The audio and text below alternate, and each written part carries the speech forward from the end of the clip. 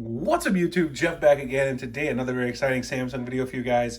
We are all awaiting eagerly that huge April update that I made a video on a couple of days ago that is going to drop some big improvements for the Galaxy S23 series camera. We're also going to see some other stuff, and a few of those things that have been added to the update have just leaked out today. Well, not leaked, the update actually started arriving in Europe. So some people who got it in Europe have kind of talked about some of the fixes and posted them. I want to go over those updates today. Before we do though, I want to remind you guys, if you're interested in saving some money on your wireless, you can get premium wireless by switching to my friends and partners over at Mint Mobile. They have premium wireless starting at just 15 bucks a month. Right now, they currently have a total of 4 plans to choose from: a 4 gigabyte a month plan for 15 a month, 10 gigs for 20 a month, 15 gigs for 25 a month, and of course their unlimited plan for 30 a month. All of them come with unlimited talk and text, nationwide coverage, and mobile hotspot included as well. Very simple to switch. All you've got to do is go to mintmobile.com/Springer, which is my link. It'll be in the pinned comment description, and choose one of their 3-month plans. You can get either a physical SIM or an eSIM. If you choose the physical SIM, they'll also send you a SIM tool. You can pop out your old SIM, switch in the Mint SIM, and let the savings begin. And right now, there's an even bigger bonus because today, well, actually, I'm shooting this on Monday, April 3rd, Mint has announced that starting on April 14th, they're going to be adding even more data to the plans. They're going to go 4 gigs is going to become 5, 10 gigs becomes 15, 15 becomes 20, and unlimited becomes unlimiteder, which is very cool. Really great to see them adding more gigs for the same price. Absolutely fantastic. And also, if you go to their website, take advantage using my link, mintmobile.com/Springer today. You guys can also get in touch with me via email or Twitter, and I will send you out a free smartphone case of your choice for any device and any manufacturer. It could be Urban Armor gear, Spigen, Spec, it could be OtterBox, whatever you want. Just get in touch with me, mintmobile.com/Springer. Sign up for a 3-month plan today, and I appreciate Mint for being partners with the channel. Okay, so let's go ahead and talk about this update and some new things that have come out. Let me go back to Twitter because I bookmarked these tweets. I've talked about this guy before, Vtrux360 over on Twitter, who is a guy who posts about One UI quite a bit. He's done some cool concept stuff. I've made a couple videos about his concepts in the past. Definitely a good follow. Again, I'll drop his Twitter profile below if you want to follow. But he's over in Europe, and he got the update, which is down here.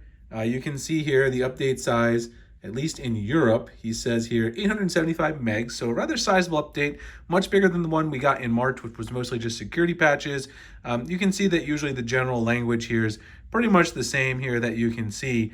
Although there are a lot of app updates, it looks like, that will be adding some features after this update. So of course, I'll have a lot more to dig into. Samsung updates a lot of their stock apps after you get a monthly update. But then he posted 2 additional updates after he got after he downloaded and installed about what's included.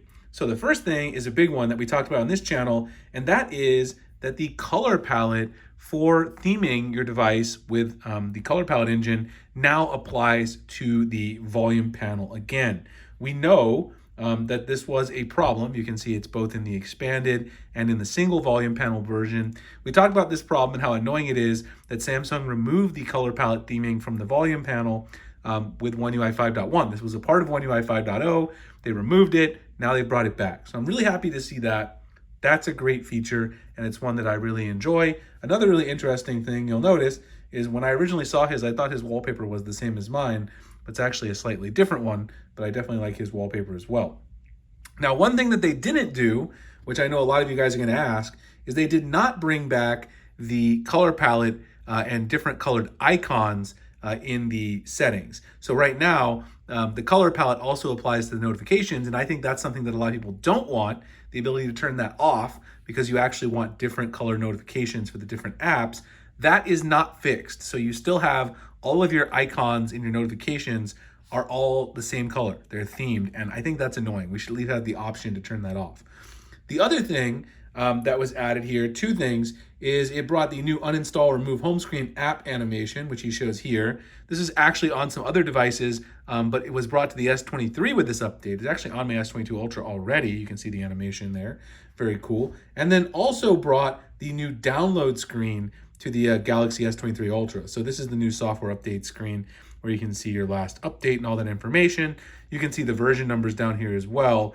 AWC8 is the version number that this particular update ends in. So that's what we should be looking out here in the US when we eventually do get this. Now, in addition to that, someone over on my comment section, let me actually see if I can go here and find it. One of the guys on my comments in today's video talked about him getting the update. He's also in Europe, and he said here, the April S23 Ultra update dropped this morning in his country.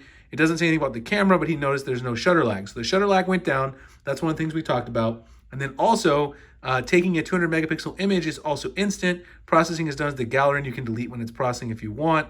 You can now take almost instant 200 megabyte pics. So this was another thing I talked about. Camera Assistant's actually gonna have the option to toggle this new feature on or off. So if you don't like this, where it automatically takes the photo and doesn't wait for focusing to finish, you can actually go in there and turn that off. And then also the 200 megapixel images now automatically will take the picture, and you can also delete it when it's processing if you want to.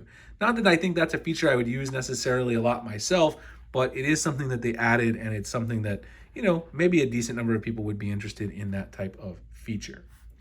Anyway, those are the updates I have for you guys. We still don't know exactly when it's coming in the US, but my guess is that it's going to come in the near future. Obviously, once they get it in Europe and other countries, it's only a matter of days before it arrives here in the US. So I hope you guys check that out. Hit that refresh button on your update page. I know I will be.